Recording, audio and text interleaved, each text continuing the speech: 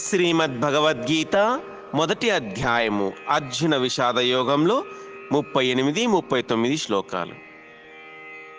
యద్యేప్యతేన పశ్యంతి లోభోపహత చేతసః కులక్షయకృతం దోషం మిత్రద్రోహే చ పాతకం కథం న జ్ఞేయమస్మాభిః పాపదస్మాన్ నివర్తితుం కులక్షయకృతం దోషం ప్రపశ్యద్భిః జనార్దన.